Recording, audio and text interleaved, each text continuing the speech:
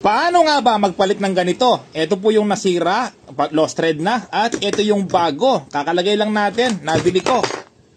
Paano nga ba palitan at tanggalin? Ito po yung kanyang tinatawag na, ano bang tawag dito?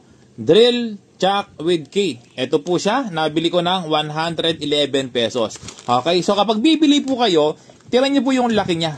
Dapat kung ano po yung laki niya, ganun din po ang inyong bibilin. Ibig sabihin, ganun din po yung thread po nasa loob po nito. Okay, so ngayon buksan natin.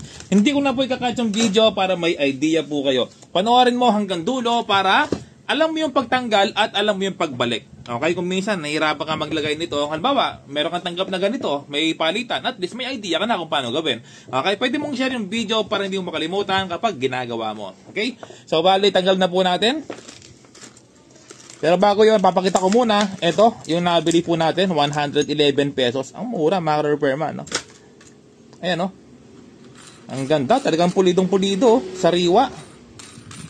Oh, ang ganda. So, meron po itong butas sa gitna. Malalaman po natin kung may tornilyo. Okay, so unang step, kailangan po natin tanggalin ito. Nako. Ay, nako, ito sinasabi ko, ang hirap, no? So, punyersa.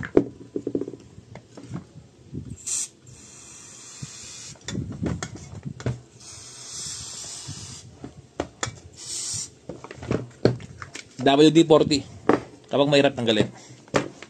Tapos yung susi,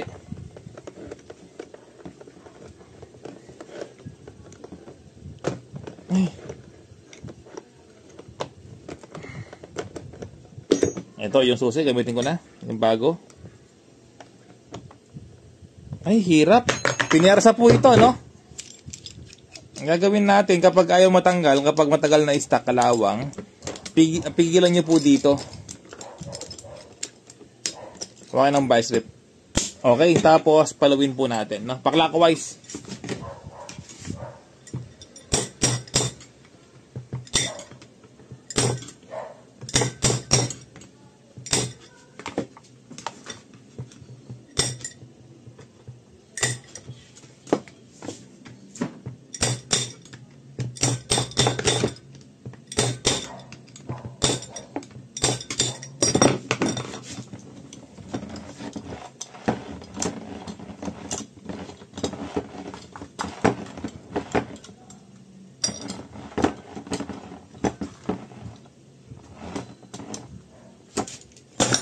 Ayan po, tanggal na. I-check natin sa gitna kung may tornilyo or wala.